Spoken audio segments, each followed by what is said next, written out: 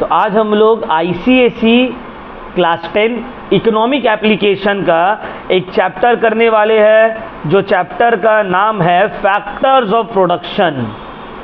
और इसका first part factors of production कोई कोई बुक में पूरा ही एकदम सेपरेट चैप्टर है, और कोई कोई बुक में फैक्टर्स ऑफ प्रोडक्शन को एक यूनिट है और उसको 4 चैप्टर में डिवाइड किया है, लैंड, लेबर, कैपिटल और एंटरप्रेन्योर। तो हम लोग जो है ये चारों को 4 वीडियो में कंप्लीट करेंगे, एक ही वीडियो में फैक्टर्स ऑफ प्रोडक्शन बोलकर, और पूरा जो है लैंड, लेबर, कैपिटल, एंटरप्रेन्योर को एक बार में कंप्लीट नहीं कर लेंगे। फैक्टर्स ऑफ प्रोडक्शन के अंदर जो 4 यूनिट है उसको 4 वीडियोस में हम लोग कंप्लीट करेंगे, ठीक है। तो चलो स्टार्ट करते हैं हम लोग के यूनिट 2 फैक्टर्स ऑफ प्रोडक्शन जो है उसको स्टार्ट करते हैं। सबसे पहले ये बताना है फैक्टर्स ऑफ प्रोडक्शन क्या होते हैं। इस तरह फैक्टर्स ऑफ प्रोडक्शन क्या होते हैं, what do you mean by factors of production, बोलो। Those factors which help in the process of production is known as factors of production. तो वो सब फैक्टर्स जो तुमको प्रोडक्शन प्रोसेस में हेल्प करता है उसको हम लोग बोलते हैं फैक्टर्स ऑफ प्रोडक्शन। अब फैक्टर्स ऑफ प्रोडक्शन कितना तरह का है? 4, land, labour, capital, entrepreneur. Land, labour, capital, entrepreneur, ये चारों क्या है? Factors of production. आज जो फैक्टर्स ऑफ प्रोडक्शन हम लोग पढ़ने वाले हैं उसका क्या नाम है? लैंड। आईसीएसई 2024 में जो भी सिलेबस में है चैप्टर लैंड से रिलेटेड, वो हम अभी आप लोगों को पढ़ा देंगे कुछ ही मिनटों में। तो चलो स्टार्ट करते हैं फैक्टर्स ऑफ प्रोडक्शन का यूनिट का पहला चैप्टर, जिसका नाम है लैंड। तो सबसे पहले हमको ये बताइए लैंड का मतलब क्या होता है, what do you mean by land? Land means the surface of earth. Land का मतलब द सरफेस ऑफ अर्थ। समझ में आ रहा बात? लैंड क्या है? Surface of earth. उसको ही हम लोग क्या बोलते हैं? लैंड। तो एग्जाम में ऐसा क्वेश्चन नहीं आएगा व्हाट इज लैंड, नहीं, ये तो बच्चा क्वेश्चन हो गया, बच्चा वाला एकदम। बट हमको समझ में तो आना चाहिए लैंड होता क्या, पता तो सबको ही है। जो नहीं भी पढ़ता है, तुमको एक रिक्शा वाले से पूछे कि भाई लैंड का क्या मतलब है, वो नहीं समझेगा, वो इंग्लिश उसको नहीं आता है। तो हिंदी में उससे पूछो जमीन, बोल रहा है हाँ जमीन का मतलब यही जो, तो जमीन। समझ में आ रहा बात? बट इकोनॉमिक्स में जमीन जो है एक ब्रॉड टर्म में यूज होता है, लैंड एक ब्रॉड टर्म में यूज होता है। लैंड का मतलब है सिर्फ जमीन नहीं, ओशन के अंडर जो लैंड है वो भी लैंड में आ जाता है, फॉरेस्ट कवर जो है वो भी लैंड में आ जाता है। समझ में आ रहा है बात? तो the surface of the earth, the whole surface of the earth is known as land. This is our first factors of production. तो समझ में आ गया लैंड क्या है? क्लियर? अब हम लोग पढ़ते हैं what are the characteristics of land. ये समझने वाला चीज है, what are the characteristics of land. Land का क्या फीचर्स है? पहला feature free gift of nature. Land क्या है? फ्री गिफ्ट ऑफ नेचर है। लैंड को कोई प्रोड्यूस करता है क्या? हम और तुम बनाते हैं क्या? Land free gift of nature है। अब फ्री गिफ्ट ऑफ नेचर का मतलब ये नहीं है कि हम जाके कोई भी लैंड को कब्जा कर लिए तो फ्री है। फ्री गिफ्ट ऑफ नेचर का मतलब है लैंड का प्रोडक्शन कॉस्ट नहीं है। जमीन बनाने में खर्च होता है क्या? नहीं। जमीन में कंस्ट्रक्ट करने में खर्च होता है। तुम बोलोगे हाँ सर घर बनाए तो खर्च नहीं हो। बाबू तुम घर मतलब क्या? तुम जमीन के ऊपर कंस्ट्रक्ट किए हो, जमीन थोड़ी कंस्ट्रक्ट किए हो, वो तो नेचुरल है। तो पहला कैरेक्टरिस्टिक लैंड का, it is a free gift of nature. जैसे कि हवा फ्री गिफ्ट ऑफ नेचर है, कहीं से खरीद के लाते हो हवा? नहीं, फ्री गिफ्ट ऑफ नेचर। उसी तरह लैंड भी क्या है? It is a free gift of nature. दूसरा कैरेक्टरिस्टिक्स है लैंड का, लिमिटेड इन सप्लाई। लैंड क्या? अनलिमिटेड है। सप्लाई ऑफ लैंड क्या है? लिमिटेड है, फिक्स्ड है। तुम जितना चाहो उतना लैंड प्रोड्यूस कर सकते हो? नहीं बाबू, लैंड का सप्लाई ऑलरेडी फिक्स्ड है, इसको बढ़ाया नहीं जा सकता, लिमिटेड सप्लाई है। Clear point? तीसरा primary factor of production. Primary factor of production का मतलब क्या होता है? क्या मतलब है इसका? Raw material, sorry, production process में लैंड का प्राइमरी रोल है। लैंड रहेगा ही ना तो प्रोडक्शन गया, क्योंकि लैंड के ऊपर ही क्रॉप्स उगेगा, लैंड के ऊपर ही फैक्ट्री बनेगा, जो प्रोसेस होगा सब किसके ऊपर होगा? लैंड के ऊपर होगा। लैंड नहीं तो कुछ नहीं। इसीलिए प्राइमरी फैक्टर ऑफ प्रोडक्शन किसको बोला गया है? लैंड को। तुम कोई भी जैसे कि हम ट्यूशन पढ़ाएंगे तो हम क्या फुट में बैठा के पढ़ाना चालू कर दे? पहले हमको एक जगह चाहिए, जगह का तो इंतजाम करेंगे। समझ में आया बात? फोर्थ है passive factor of production. Sir देखो, फैक्टर ऑफ प्रोडक्शन दो टाइप का है, एक है एक्टिव, एक है पैसिव। एक्टिव मतलब होता है लिविंग फैक्टर ऑफ प्रोडक्शन और पैसिव मतलब non living factor of production. Land, labour, capital, entrepreneur में लैंड और कैपिटल जो है ये पैसिव फैक्टर ऑफ प्रोडक्शन है, non living factor of production है। लेकिन लेबर और एंटरप्रेन्योर ये लिविंग फैक्टर ऑफ प्रोडक्शन है, एक्टिव फैक्टर ऑफ प्रोडक्शन है। ये लोग एक्टिवली पार्टिसिपेट करता है। समझ में आया बात? नेक्स्ट अब परमानेंट। लैंड परमानेंट रहता है, इट इज इनडिस्ट्रक्टिबल। तुम लैंड को डिस्ट्रॉय नहीं कर सकते हो। इमूवेबल, लैंड को मूव भी नहीं किया जा सकता है। अगर सोचो लैंड मूव होता तो कितना अच्छा होता है ना? जहाँ पे सस्ता में मिल रहा है वहाँ से खरीद के यहाँ पे लेके आ जाते।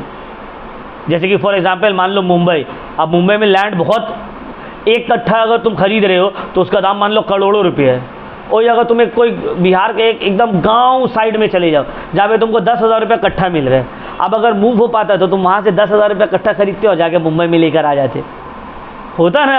बट क्या ये पॉसिबल है? नहीं, because land is immobile, land can not move. तो one of the most important characteristics है इमोबाइल। लैंड को मूव किया नहीं जा सकता एक प्लेस से दूसरा जगह।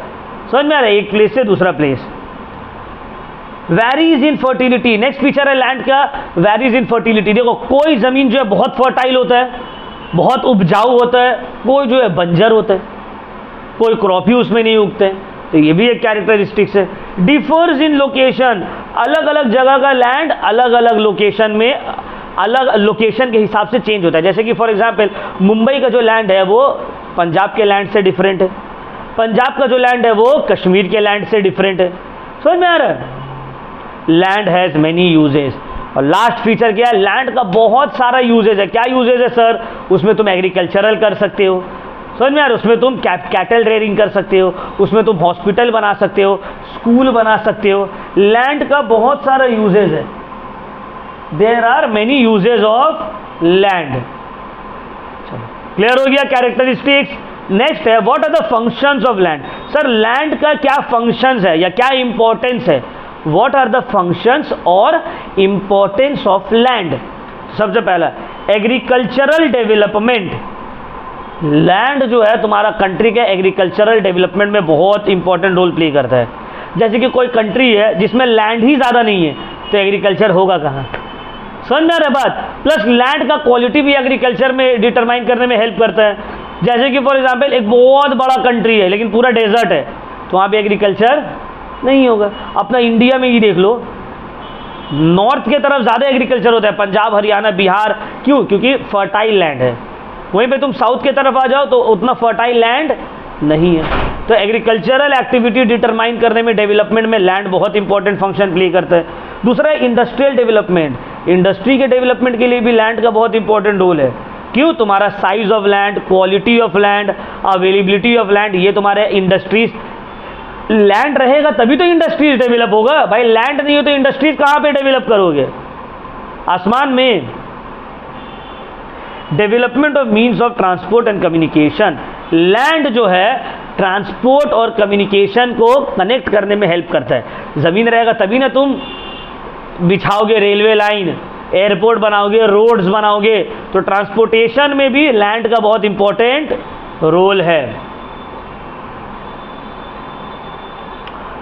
Promotion of science and technology. Land जो है साइंस एंड टेक्नोलॉजी को प्रमोट करने में हेल्प करता है। कैसे सर?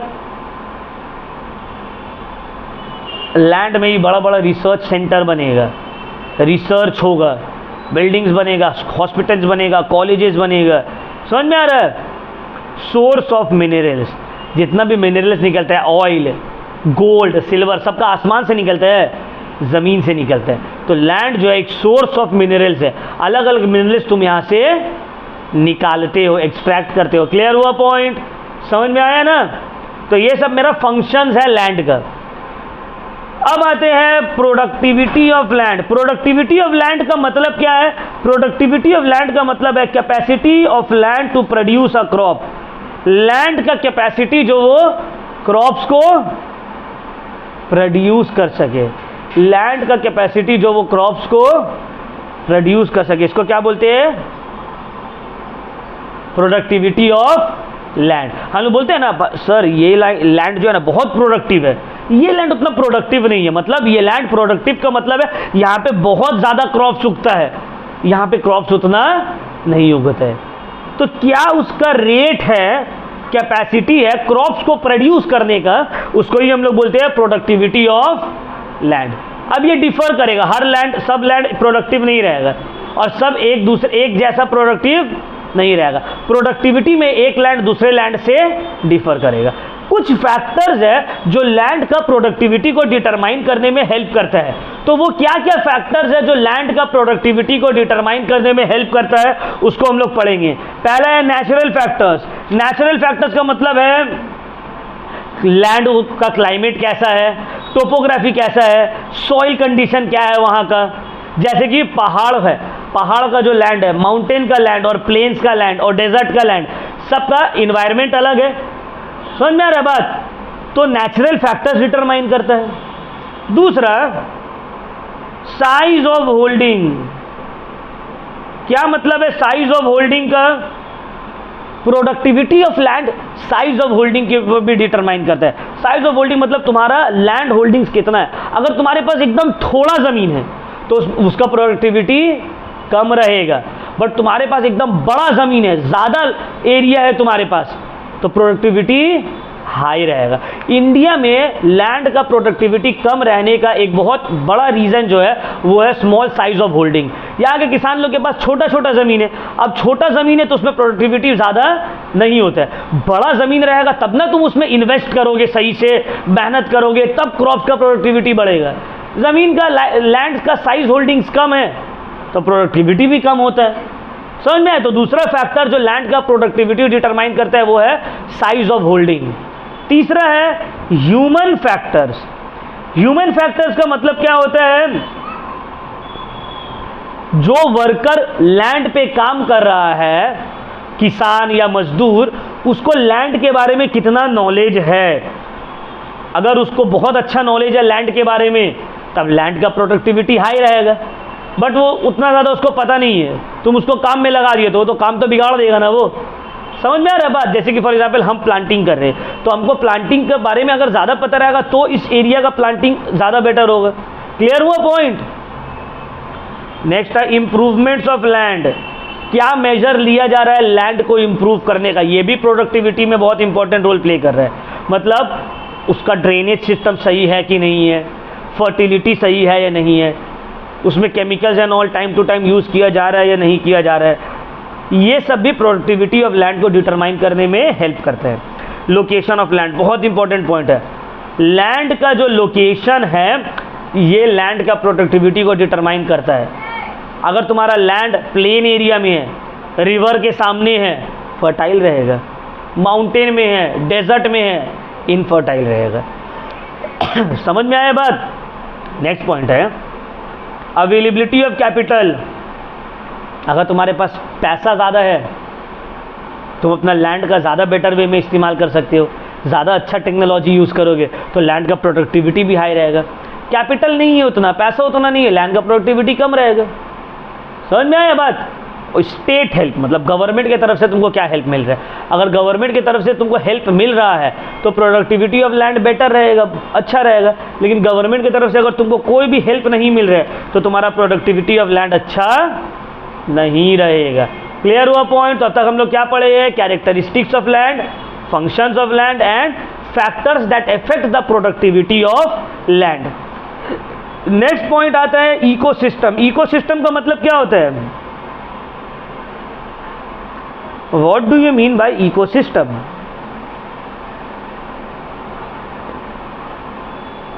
बोलिए। हाँ, इकोसिस्टम का मतलब होता है an interdependence between living and non living organisation of a particular locality या पर्टिकुलर एरिया, एक जोग्राफिकल एरिया का जो इंटरैक्शन होता है living and non living organism का, जहाँ पे दोनों एक दूसरे के ऊपर डिपेंडेंट रहते हैं, उसको हम लोग बोलते हैं इकोसिस्टम। समझ में? जैसे कि एक एक्वेरियम, ये भी एक इकोसिस्टम है, वहाँ पे नेचुरल चीज़ भी है और आर्टिफिशियल चीज़ भी है, तो ये एक आर्टिफिशियल इकोसिस्टम हो गया। पॉन्ड एग्जाम्पल है इकोसिस्टम का। समझ में आ रहा है बात? अच्छा, इकोसिस्टम जो है ना डिस्ट्रॉय हो रहा है, डिस्ट्रक्शन हो रहा है। क्यों सर, क्या ऐसा फैक्टर्स है जिससे इकोसिस्टम डिस्ट्रॉय हो जा रहा है? तो पढ़ते हैं हम लोग, what are the factors that are causing destruction of ecosystem. एक एक करके हम लोग इसको पढ़ेंगे और ये बहुत इंपॉर्टेंट है, इंपॉर्टेंट है ये, ठीक है। पहला, change in land use pattern. सबसे पहला क्या है? Change in land use pattern. Land को जो है अलग अलग चीज़ों में यूज, डिफरेंट पर्पस में यूज़ किया जा रहा है और इसका पैटर्न चेंज हो गया है, जिस वजह से इकोसिस्टम डिस्ट्रॉय हो रहा है। जैसे कि for example deforestation and desertification, इसको बहुत इंपॉर्टेंट माना जाता है इकोसिस्टम के डिस्ट्रक्शन के लिए। अब डिफॉरेस्टेशन क्यों हो रहा है? क्योंकि हम लोग को ज़्यादा से ज़्यादा एरिया चाहिए एग्रीकल्चर के लिए, ह्यूमन सेटलमेंट के लिए, फ्यूल चाहिए, वुड चाहिए कुकिंग के लिए, कंस्ट्रक्शन इंडस्ट्री के लिए, रॉ मटेरियल चाहिए फैक्ट्रीज के लिए, तो ट्रीज को काटा जा रहा है, ओवर ग्रेजिंग कराया जा रहा है। ओवर ग्रेजिंग का मतलब समझ में आता है ना, कि कैटल को हद से ज़्यादा ग्रेस करवा दिया जा रहा है उस लैंड पे। तो कैटल जो प्लांट जो नोच रहा है, खा रहा है भेड़ बकरी, उससे क्या हो रहा है? वो एरिया का सॉइल खराब हो जा रहा है। तो ये सब कुछ फैक्टर्स है जो इकोसिस्टम को डिस्ट्रॉय करने में रोल प्ले कर रहा है। Change in the land use pattern, पहला। दूसरा है construction of dams for hydro electricity project. अभी सुनते होंगे ये रिवर के ऊपर डैम बन गया, वो रिवर के ऊपर डैम बन गया। जब कोई रिवर के ऊपर डैम बनता है ना, तो वो रिवर का इकोसिस्टम डिस्ट्रॉय हो जाता है। समझ में आ रहा है? देखो, एक है रिवर का नेचुरल फ्लो, और तुम उसके ऊपर डैम बना दिए और तुम अपने हिसाब से पानी को कम ज़्यादा कर रहे हो, तो इससे इफेक्ट पड़ेगा ना, उस एरिया का जो भी प्लांट्स एंड एनिमल्स है सबको इम्पैक्ट पड़ता है और बहुत डिस्ट्रॉय हो जाते हैं। समझ में आया बात? तो क्लियर हुआ पॉइंट, ठीक है ना। तो दूसरा क्या है? डैम्स जो कंस्ट्रक्ट किया जा रहा है लैंड पे हाइड्रो इलेक्ट्रिसिटी प्रोजेक्ट के लिए, ये बहुत इंपॉर्टेंट रोल प्ले कर रहा है डिस्ट्रॉय करने में इकोसिस्टम। ये सब लैंड यूज पैटर्न में ही आ रहा है। और थर्ड है change of land use have destroyed the natural habitats of organism. अभी कल हम फेसबुक में देख रहे थे, जूनागढ़ गुजरात में एक सिटी है, वहाँ पे ना फ्लाईओवर में लायन जा रहा है, लायन चल रहा है। क्यों? क्योंकि फ्लाईओवर को तुम जंगल से काट के बनाए हो एरिया। समझ में आ रहा है? तो इससे क्या हो रहा है? लैंड यूज पैटर्न को डिस्ट्रॉय करने से, मतलब चेंज करने से, नेचुरल हैबिटेट ऑर्गेनिज्म को डिस्ट्रॉय हो जा रहा है। अब वहाँ पे यार उसका घर है, शेर हो गया या भालू हो गया या चीता हो गया, उसका नेचुरल इन्वायरमेंट है। अब वहाँ पे तुम ह्यूमन एक्टिविटी स्टार्ट कर दोगे तो उन लोगों को तो डिस्टर्ब होगा। समझ में आया बात? क्लियर हुआ पॉइंट? तो ये सब पहला कॉजेज है, change in land use pattern. Land use pattern में क्या क्या आता है? डिफॉरेस्टेशन हो गया, कंस्ट्रक्शन ऑफ डैम्स हो गया, ये सब। सेकेंड आता है इंडस्ट्रियलाइजेशन। इंडस्ट्रियलाइजेशन भी बहुत इंपॉर्टेंट रोल प्ले कर रहा है इकोसिस्टम को डिस्ट्रॉय करने में। इंडस्ट्रियलाइजेशन का मतलब होता है setting more and more industry, ज़्यादा से ज़्यादा इंडस्ट्रीज को सेटअप करना। इसको क्या बोलते हैं हम लोग? इंडस्ट्रियलाइजेशन। अब इंडस्ट्रियलाइजेशन कैसे करके कंट्रीब्यूट कर रहा है डिस्ट्रक्शन ऑफ इकोसिस्टम में? सबसे पहले इंडस्ट्रियलाइजेशन में हम लोग क्या करते हैं? नेचुरल रिसोर्सेज को ओवर यूज़ कर लेते हैं।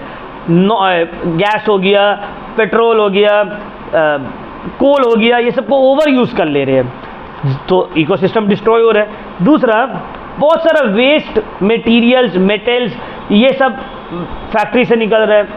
शुगर मिल, सीमेंट फैक्ट्रीज, ये सब huge amounts of air pollution generate कर रहा है। समझ में आ रहा है? तो ये सब रीज़न है इंडस्ट्रियलाइजेशन का इकोसिस्टम को डिस्ट्रॉय करने में। तीसरा आता है माइनिंग। माइनिंग का मतलब पता होगा तुम लोग सबको। माइनिंग का मतलब क्या शाकिब?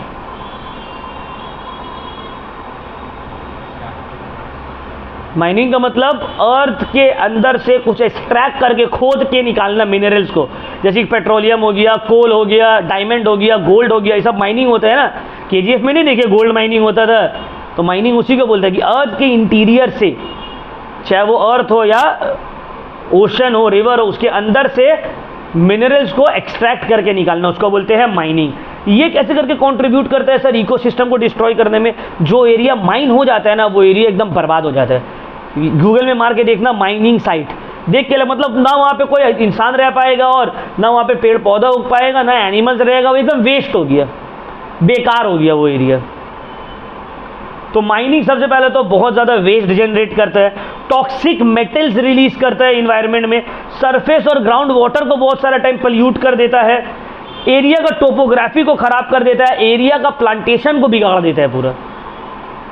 नेक्स्ट आता है अर्बनाइजेशन। अर्बनाइजेशन भी एक इंपॉर्टेंट रोल प्ले करता है इकोसिस्टम को डिस्ट्रॉय करने में। सर अर्बनाइजेशन का मतलब क्या है? अर्बनाइजेशन का मतलब होता है movement of people from villages to cities in search of better jobs, better education, better lifestyle, better healthcare facilities. इसको बोलते हैं migration from rural areas to urban areas.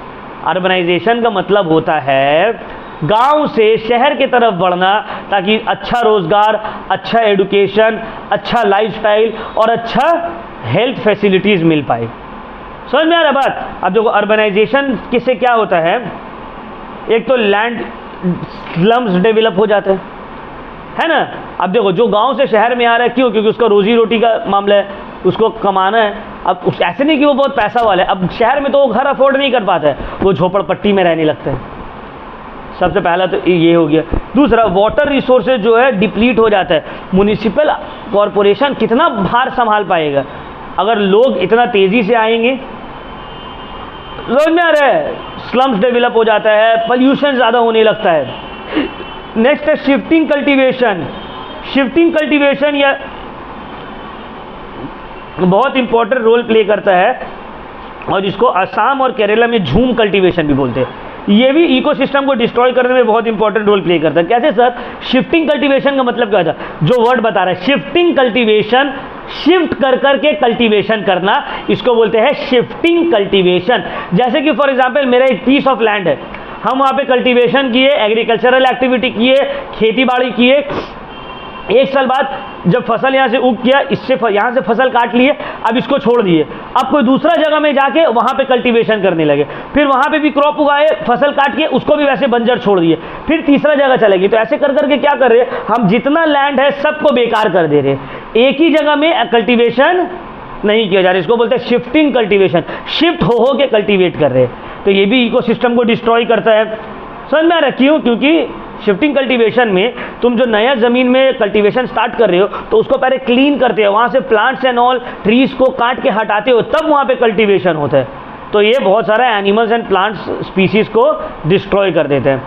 और लास्ट पॉइंट आज के लिए जो है ड्वेलिंग यूनिट्स, घर जो बना रहे हैं, बड़ा बड़ा बिल्डिंग्स बना रहे हैं, स्कूल्स बना रहे हैं, इसमें क्या बहुत ज़्यादा पोल्यूशन जनरेट हो। देखिए ना, मेरा घर के आगे में जो बिल्डिंग बन रहा है, उसके वजह से मेरे घर में पूरा कचरा आता है, एसी का फिल्टर हर हफ्ता गंदा हो जाता है। क्यों? क्योंकि कंस्ट्रक्शन एक्टिविटी बहुत ज़्यादा गर्दा धूला को उड़ाता है, और इससे जो है इन्वायरमेंट इकोसिस्टम खराब हो जाता है, जानवर, इंसान और पेड़ पौधा का हेल्थ में खराबी होता है। समझ में आए? तो ये सब कॉजेज है इकोसिस्टम का डिस्ट्रक्शन का। Clear point? तो ये चैप्टर जो है हम लोग का, इसमें से बस आप लोग को इतना ही पढ़ना है। Number 1 features of land, number 2 functions या importance of land, number 3 causes of the productivity of land, factors affecting the productivity of land, और number 4 what are the factors that causes destruction of ecosystem। Land वाले chapter से ये 4 question आपको पढ़ना है। ये chapter हो गया हम लोग का यहीं पे कंप्लीट। अगर आप लोग को कुछ पूछना है तो पूछ लीजिए। वीडियो ऑफ करो, कितना मिनट का हुआ देखना तो।